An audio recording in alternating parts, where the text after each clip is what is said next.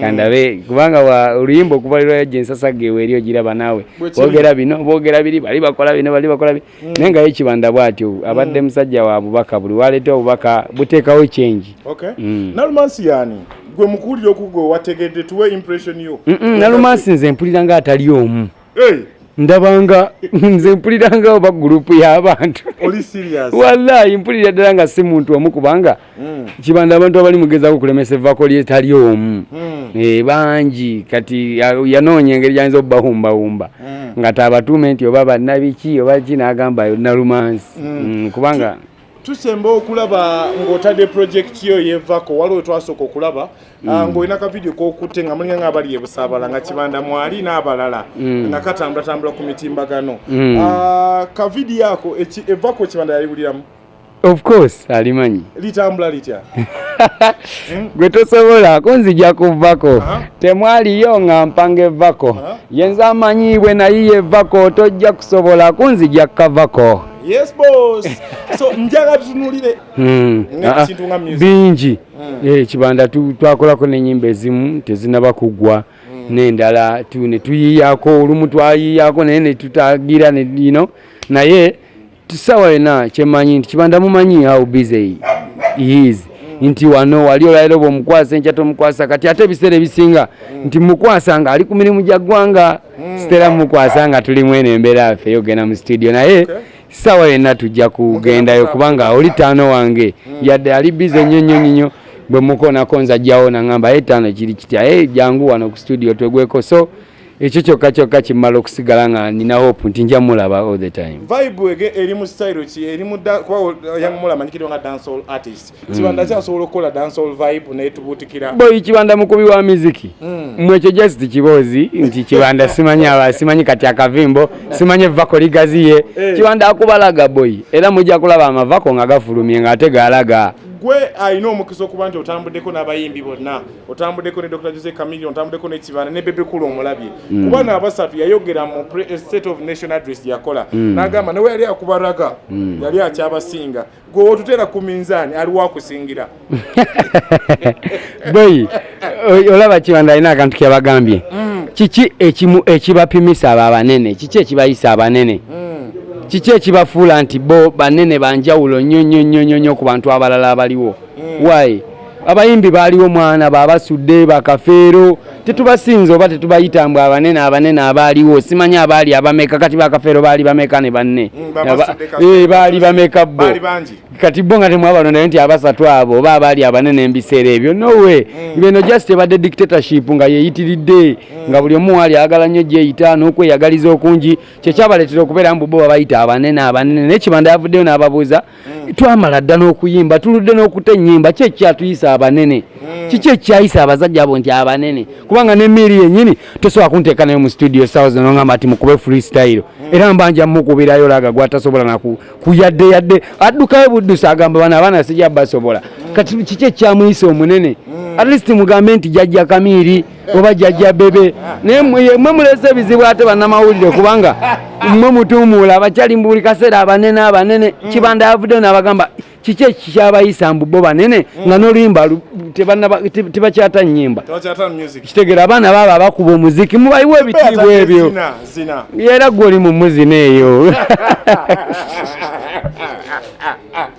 nze okoye onoonyeza emirimu giganye emirimu gikubuze yes njagala okujjukiza oba barista coffee school and cafe yes bayigiriza n'okusomesa okukola ebika bya kawa ebyenjawulo omuli cappuccino mocha ice coffee smoothies milkshakes cocktail n'ebika ebirala bingi bagaba certificate n'okufunira emirimu wabweru w'eggwanga mu nsi ez'enjawulo omuli Qatar, Dubai, Abu Dhabi n'ensi ez'etoolodde Europe endala so basange e Nalukolong opposite ne Hash petrol station oba obakubiri ku namba z'essimu n'omusanvu noti 5 771 oba ku WhatsApp noti 777 855 ye namba ya WhatsApp okumanya ebisingawo. Omuzadde nkwanjulira amasomero agegulidde erinnya mu kugunjula n'okubangula abayizi ku mutendera ogwa nursery, primary ne secondary ye Hope Junior School ne Hope Integrated Secondary School agasangibwa Ekyetume mu disitulikiti y'e Lwengo ku Lwembalala. Hope Junior School tutwala abaana okuva ku baby class okoma ku kyomusanvu, ate ku Hope Integrated Secondary School tulina one A level nga tusomesa n'ebyemikono mukadde kano okuwandiika abayizi kugenda mu maaso okuva ku siniya esooka okoma ku yokutaano, era ng'abaana basukkuluma ku bannaabwe mu nkola y'omu kibiina kw'oteeka ne bamulekwa baweebwa bursaries. Essimu tuli ku 0703 145 230 ne 0779 703 575. Abakisoboka Furniture Center beba kabaka mu kutunda n'okukola sofa sets ez'enjawulo omuli ebikanga German beds, tiles, bakola wardrobes, sideboards, office ne school decors, kosa dining tables. Gwali okumpi newala tukola deliveries n'ogaba discounts ku buli kyogula, kosa n'okusomesa abayizi. Tusange ku Entebbe Road ezana mu kiko oba tukubireko ku note 7 note 4 37 0379 oba ku WhatsApp yaffe note 782 318 89 kisoboka Furniture wali ku 9 Metro FM tubawo mpolampola bampita rupi King of Analysis CEO Arabi Promotion nanyi ni kabwino nanyi ni industry. So nakulwa lero wiki ngolwokona lwali lwakubiri ku Monday twakulaga tebayita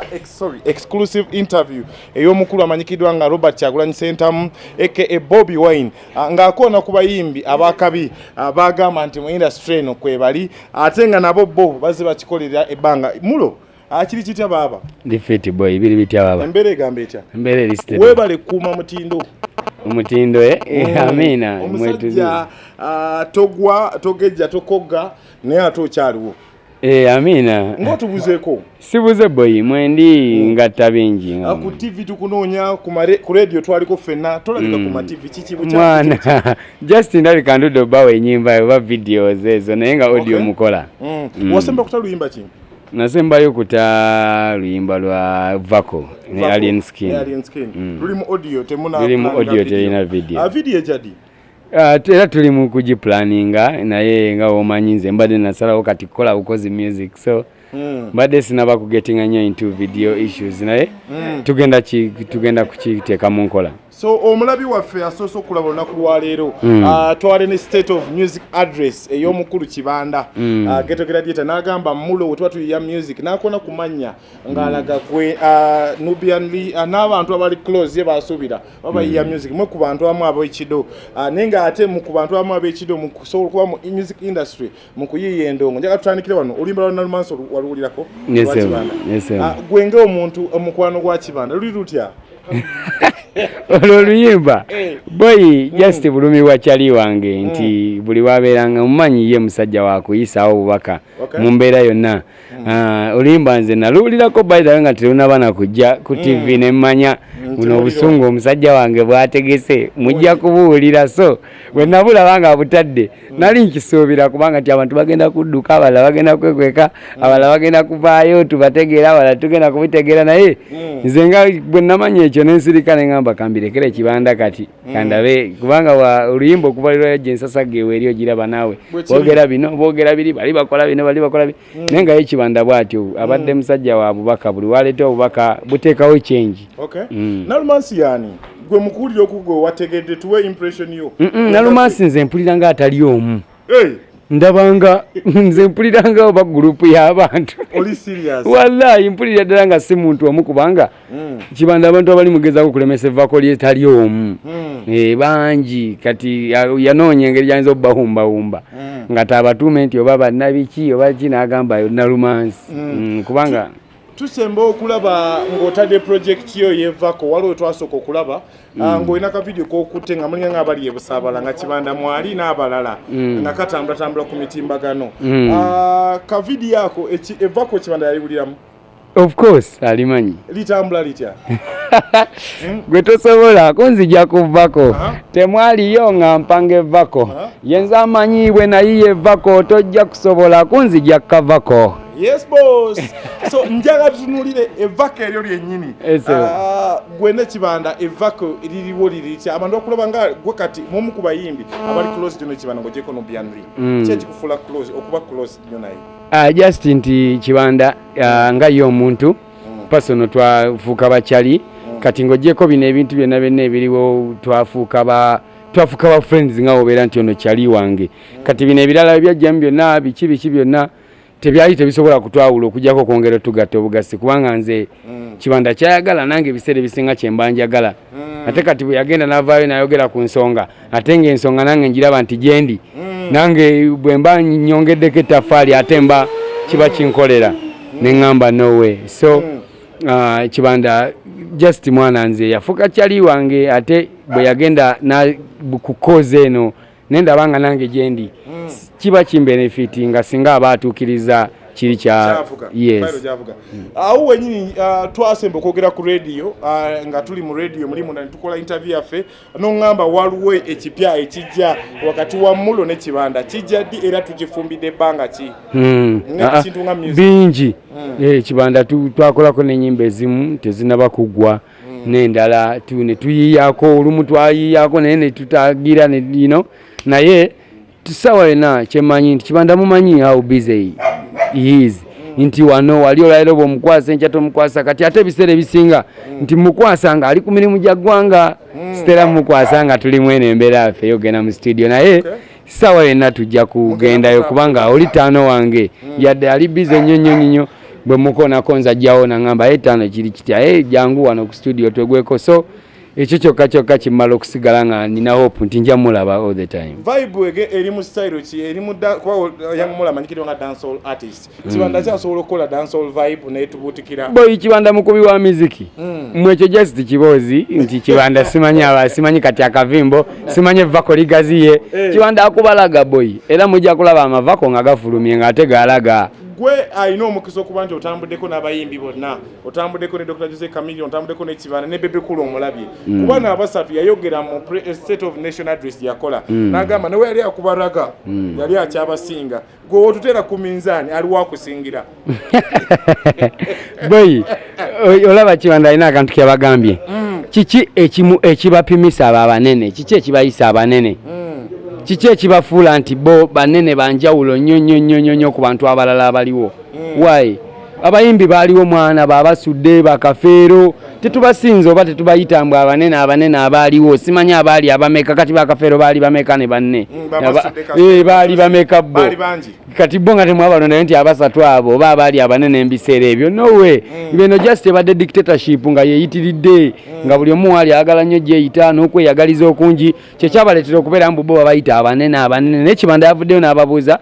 twamala dda n'okuyimba tuludde n'okutta ennyimba ki ekyatuyisa abanene kiki ekyayisa abazajja abo nti abanene kubanga n'emmiri yennyini tosobola kunteeka nayo mu studio sawa zino ngamba ati mukube freestyle era mbanja mukubirayo laga gwatasobola na kuyadde addukayo buddusa agamba bana abaana sijja basobola kati kiki ekyamuyisa omunene at least mugambe nti jajja Kamiri oba jajja Bebe naye mwe mulese ebizibu ate bannamawulire kubanga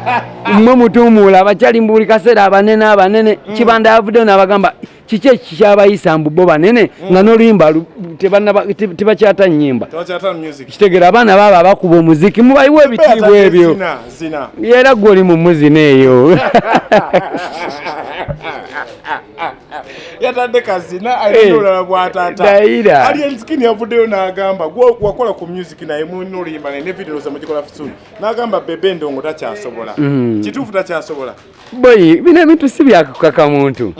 gwe muyite Bebe omugambe beerawo be freestyle temubabuuza tebamubateekako kiboozi bane bino bintu birimu okukula omuntu osobola okukula ne bagamba omuntu eyali akuba ennyo amagoolo kati okaddiye ne bagamba takyasobola nnyo kwesindika abaana abato bazze naye gwe kyali neyefuula mbu yakuba emyaka ku myaka tebakulimba abamu babitusibako ne tulowooza mbu bakuba olw'okuba mbu babitusibyeko naye kyenjagala obbabuusa ensi mwana egenda mu maaso naffe twali ba bebi